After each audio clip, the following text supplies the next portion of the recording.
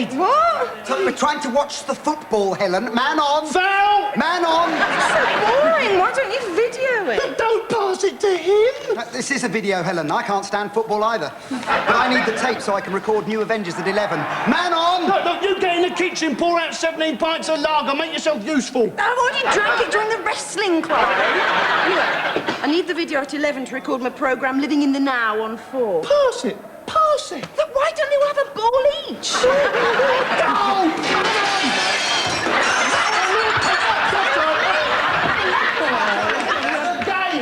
Excuse me. Can we have our ball back, please? No, I'm sorry, you can't. Oh, go on, please. It's the 4th time this week. I'm fed up with it. But we're halfway through a game. Well, why can't you play down your own end? We're the away team. Yeah, what's happening, Nobby? She won't let us have our ball back. Well, that's stealing, that is. Yeah. Care. I'm going to get the police onto you. Can I have your autograph, please?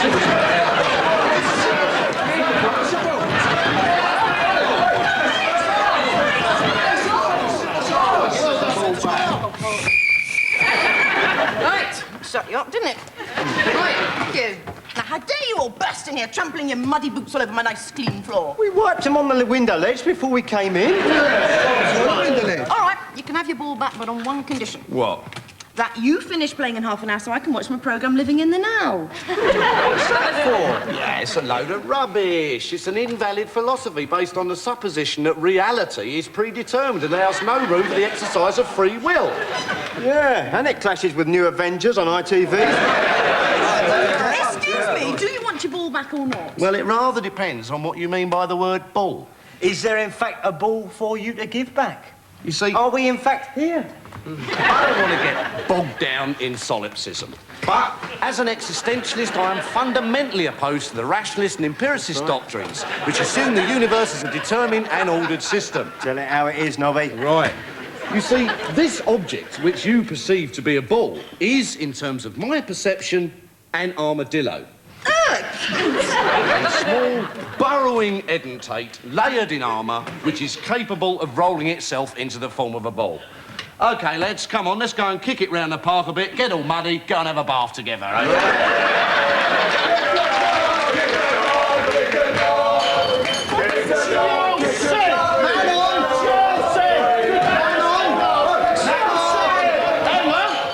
I've discovered a basic flaw in his logic. What's that then?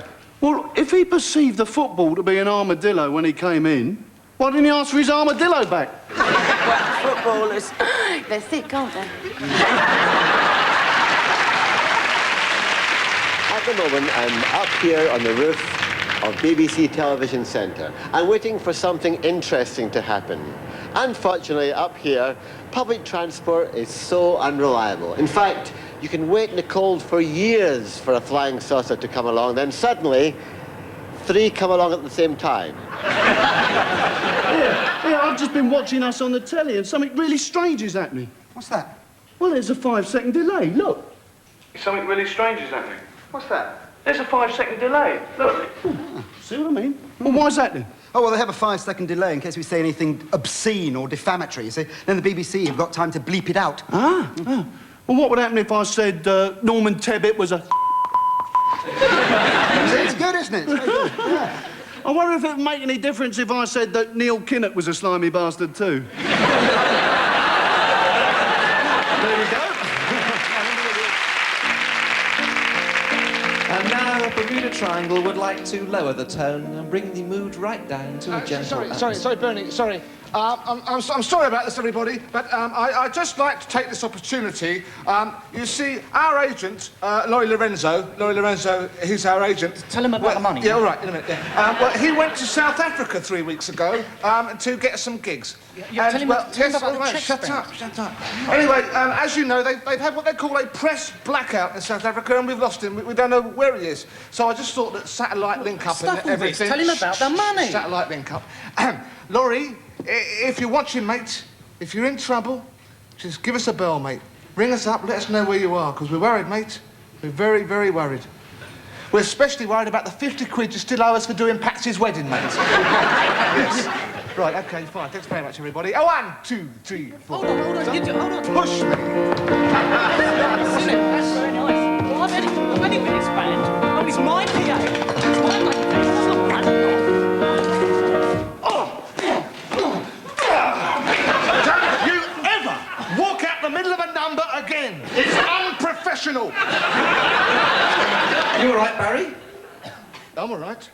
Should we do the number now? Well, I'm full of bad chemicals. Later. Right, we're going to try something a little bit different tonight. We're just going to throw away all the usual shackles of conventional comedy. Thank you, good night. No, but seriously. Thank you, Dad. No, but seriously. We're going to experiment now with a bit of improvisation. Yeah. Okay, Helen? Clive? Well, first of all, let's see what sort of spontaneous comic reaction can be produced from this sack by Helen. In your own time. Do you notice there that Helen feigned hysteria? Good choice. Good choice. There's a dead cat in the bag, Nick! There's a dead cat! There's a dead cat in the bag! Yeah. All right, Helen, all right. Point taken. You got your laugh, don't milk it. Moving over to Clive here. Nick, I mean it! There's a dead cat in the bag! Sure. Clive, did you bring a dead cat with you into the studio tonight? Are you kidding? I mean, after the trouble you gave me last time? Sure. Well, I told you I just brought sandwiches with me today. If you don't believe me, just look inside the sack. Right. Clive, look in this sack, will you? Leave it out. Well, I'm talking to the audience. I said leave it out. It's your idea to go poncing around without a script. You look in the bag. All right. Right, I'll keep the audience busy. Helen, you have a look in the sack again. Yeah. Right, now the important thing about improvisation is that you should be allowed to... Oh, you idiot! Look, you set her off again. Helen, calm down. Look, cut to news night. I'm going. No, Clive, I'm going. This is I live. got to you. You thought I was hysterical. Oh, Oh, my God. Suckers. very good. I was totally convinced. Yeah. Watch out, Jeremy Beadle, eh? What was in the sack? A dead dog. My name is Police Constable Terence Baxter, and I've successfully reared and bred 16 generations of German Shepherd police dogs. And I can wholeheartedly recommend Vicious Bastard Dog Food. For strong bones, healthy teeth, and a really vindictive personality. Harry used to say that if a dog is a man's best friend, that man should make urgent attempts to improve his social life. What you doing, Elsa? Oh, I'm just making things for poor people, Clive. Oh, I've got a pair of jeans like that. Yes, I know. These are yours. No, mine have got buttons. Did have, Clive, did have. I put a zip in for you. I used the one from your sleeping bag. These are my 501s, Helzo. The buttons are the whole point. That's what makes them cool. Exactly. You'll get a lot less draft with a zip, Clive. Well, what do you want with my buttons anyway? To give to poor people, so they can rattle them in their pockets. Have you seen my laundrette boxer shorts? Your what? The shorts I wear to the laundrette when everything else is in the wash. Very trendy, you know. Nick Cayman. Ah! Oh, well done, you found them. Great. Those, but I thought you'd thrown them at... No, not at all. Anyway, can't hang around nattering. I've got my laundry to do. Boom, boom, boom, boom, boom, boom. Don't say I didn't try to stop him, Clive. So what other articles of our wardrobe have you desecrated, Helen? Oh, nice of you to ask me, Clive. Well, I've got some arm warmers here. Arm warmers? Yes, you just take any old jumper and carefully cut the arm off, and then you put the arm warmer on. I've got one here that I made earlier. And you just push it on like so. And as you can see, you can wear the arms on a summer chilly evening with a halter neck top. Thank you, Tina. Or in the winter, to keep you especially warm, you can use the body part of the jumper as a body warmer. Thank you, Chris. The jumper, thank you, Clive. Now, you see, that is why you're not making things for poor people, Clive. Now, let's see how Nick's getting on in the laundrette, shall we? Pervert! Pervert!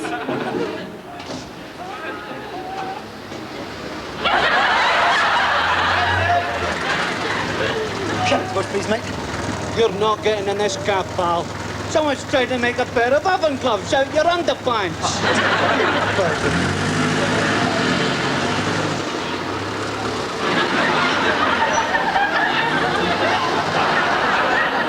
Mumtel Records present a classic collection, the golden one-liners of Arnold Brown.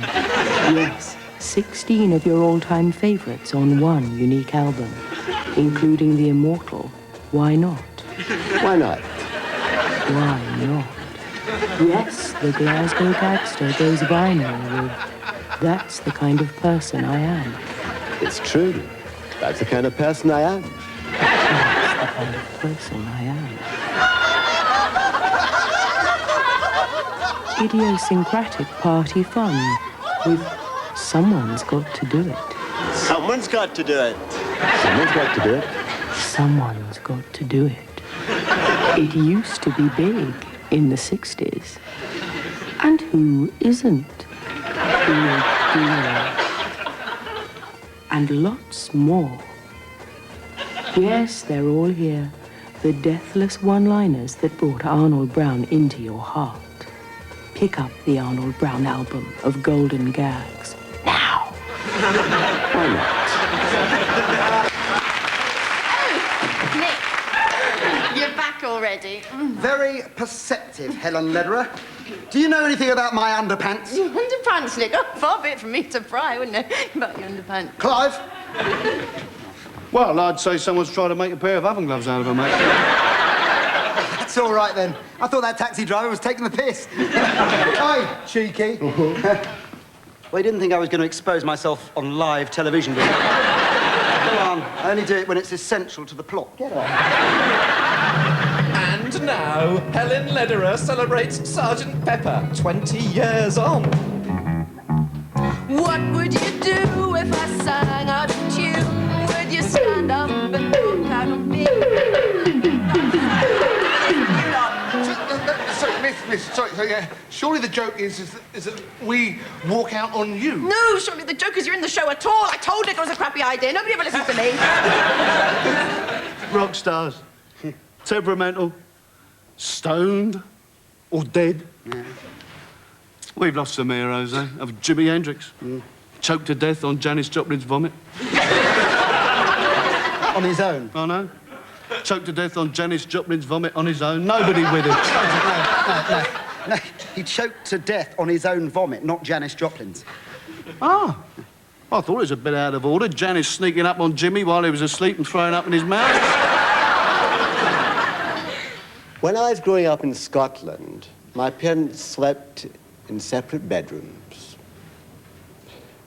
My father in Glasgow, my mother in Edinburgh.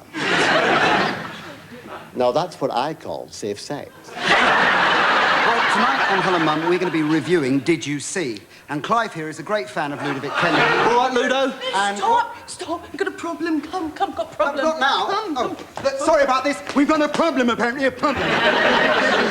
I can't go on. I can't do it. Right. What's the problem, David? Well, I'll never remember all these lines. You remembered that one? No, I'm sorry, I just can't do it. Well, actually, it doesn't matter now, sir, because we've had to drop you from the show. But what about my equal airtime? This is it. Oh. You've had your face on the box, haven't you? This has always happened to me. I wanted to be on that science program the other day.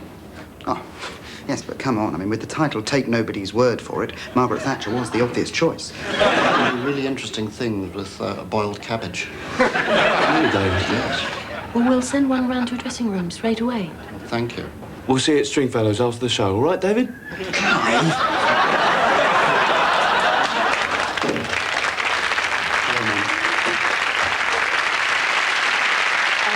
To assist anyone who may be confused by the implications of the recent Peter Wright spy case trial, we present a simplified glossary of terms which should clarify matters. The fifth man. A smokescreen to conceal the real issue. The real issue. The fact that MI5 secretly destabilised the Wilson and Heath governments to get Thatcher in. Classified information. Secrets that would be dangerous in the wrong hands. The wrong hands. The British public.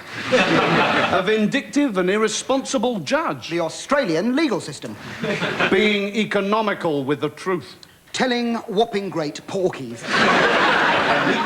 What Sir Robert Armstrong wanted to take during his cross-examination. A mole. An unsightly blemish. A government mole. Norman Tebbit. The circus. A bunch of clowns trying to run MI5. Hostile powers bent on the destruction of the democratic system. MI5. MFI. A discount furniture warehouse chain who would make a damn sight better job of national security. simple, isn't it? These government retraining schemes, in principle, a good idea. Mind you, when you think about it, what could this government possibly be retrained for? Yeah, I'm just ordering the pizzas for after the show. What does everyone want? Hello, is that Tony Capone's Chicago-style Roaring Twenties pizza parlour? Yeah, what, you're still delivering pizzas? Yeah, hang on. Yeah, I'll have medium-sized, shallow pan, crisp dough vegetarian pizza with extra mushrooms and ham. Right, small-sized deep pan, soft dough Neapolitan, but with onions instead of anchovies. Oh, yeah, and no olives on my vegetarian. I'll have pepperoni instead. Right, a garlic as well, and make it a large-sized medium pan crisp dough, and not a small-sized deep pan soft dough. Oh, and extra sausage, but no tomatoes. Yeah, on second thoughts, Clive, on second thoughts, I'll have a small-sized deep pan medium dough seafood special, but with minced beef instead of the shrimps. Oh, and no garlic bread for me. No garlic. Change my onions for tuna. Clive, I'll have cheese, tomato, ham, onion, mushrooms, olive, anchovy, tuna, minced beef, pepperoni, sausage and shrimp. No pizza. Right, that's 7 big ones with everything on, all right? Dear sir, I was watching your show Hello Mum on Monday night, in which, incidentally, I thought I was very good. When I saw a sketch about takeaway pizzas, I don't know if you think this is funny, but I thought it to be in very bad taste indeed. It may interest you to know that one of my best friends is a takeaway pizza. Yours sincerely, Arnold Brown. Sometimes it's hard to tell someone the way you feel about them, and you have to put those feelings into the words of a song. This is one of those songs, and these are some of those words. It's for someone special. Guys, will you help me out? Sure, Bernie. Cheers. You're a very special person in a very special way. And the day that we first met was a very special day. I don't know how to tell you just how special I think you are. So I've wrapped up my feelings in the song, in every note and bar. You're special. No other word describes how much you're special. There is no other word, there's only special. I've looked it up, it's suitable, you're special. You're very, very, very, very special. But I'm such a normal person in my ordinary way. People say I'm dull, someone did the other day. But you could change all this if I could only make you see. It would only take one kiss, then like you, we both would be special. Like the moon and stars above, we'd both be special. Like a hand inside a glove, we'd be so special. And every breath we take would be so special. We'd be extra, extra, extra, extra special. We'd be so special. Like a holiday in Bali, bloody special. Like an Indian snake charmer, so special. You're my knight in shining armor, you're so special. Bermuda Triangle. He thinks you're special.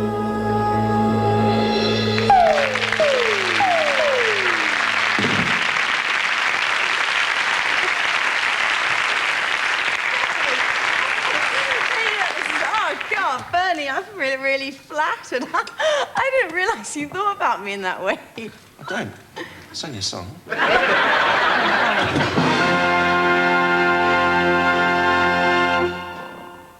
In this world today, many people are having to go without their dinners. There is one reason for this, and one reason only. They do not own their own dinners.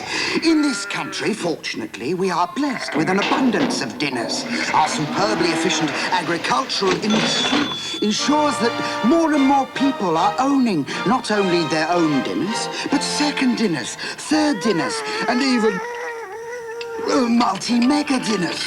And it's all thanks to this government's policy of concentrating resources, not on the dinnerless, but on the dinner holders, which attracts more dinner business and creates real dinner jobs. For too long, the politics of socialist envy imposed the stale old dogma of one man, one dinner. And look what happened. Winter of discontent used to bury the dead, and shortages of dull, stodgy, state-controlled dinners. But now, all that's changed. We're no longer ashamed to get up and go for dinner, dinner, dinner, dinner, dinner, dinner, dinner, dinner,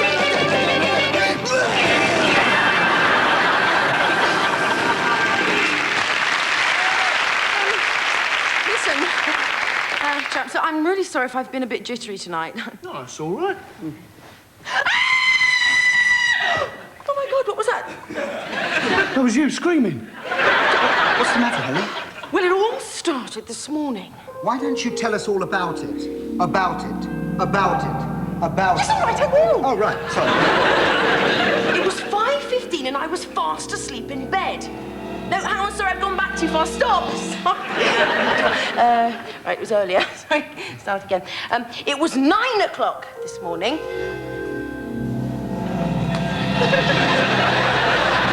Nick, how are we doing this, mate? Tell us Flashback. Ah, fair enough. Nearly there. I just got up and I was just poring over the newspaper. Worried a bit. And suddenly, there was a knock at the door. That's a funny place to have a tap. Big pardon? Tap on a window? No, it was a knock at the door. Oh, sorry. I misheard you. I hadn't had the line for a while, so I thought I'd get a joke in. So why didn't you? Shut up, Clive. We're not supposed to be here. This is Helen's Flashback, remember? Thank you. So I went to the door in my nightdress. That's a funny place to have a night dress. No, sorry, that's a funny place to have a door in your nightdress, sorry. And there at the door was a postman carrying a large vanilla envelope. Sorry, Helen, I think you mean a manila envelope. Well, tastes like vanilla to me, Nick.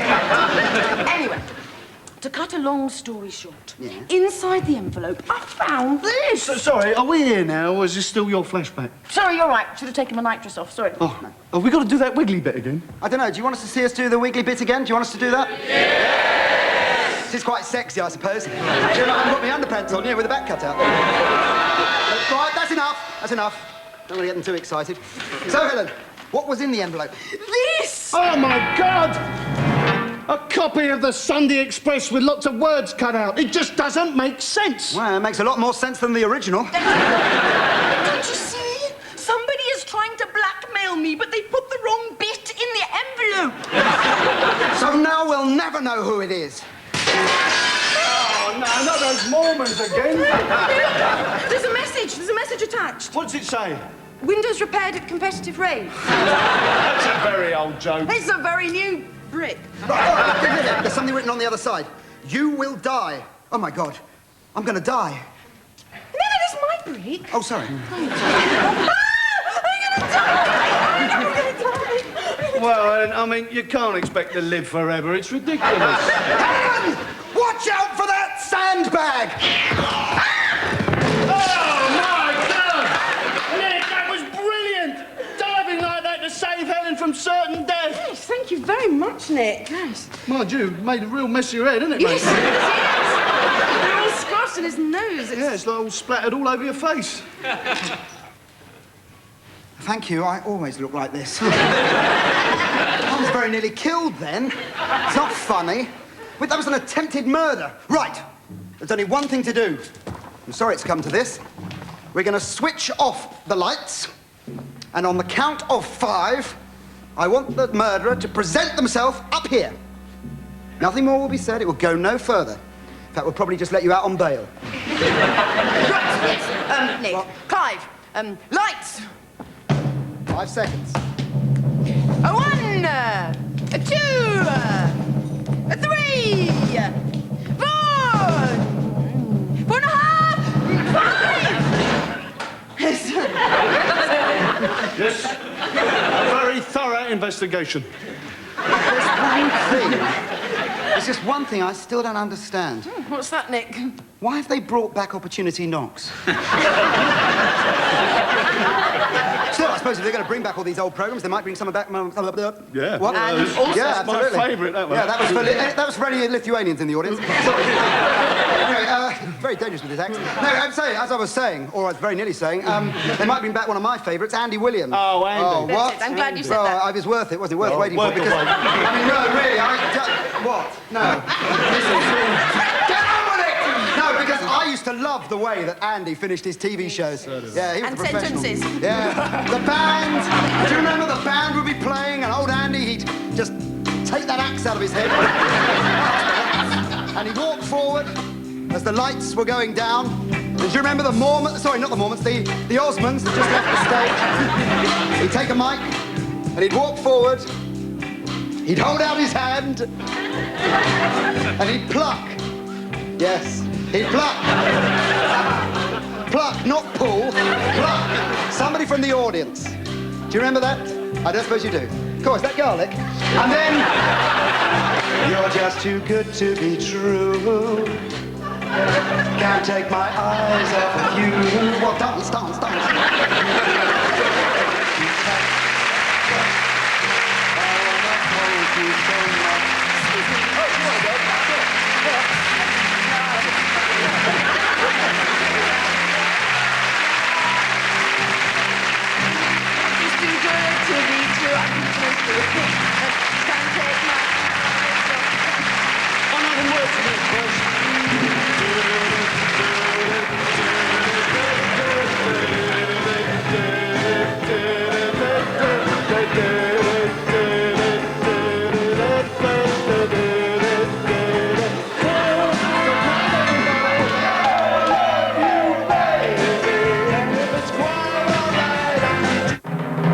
Tonight on Newsnight, following the Australian MI5 trial, we reveal the true identity of the fifth Beatle.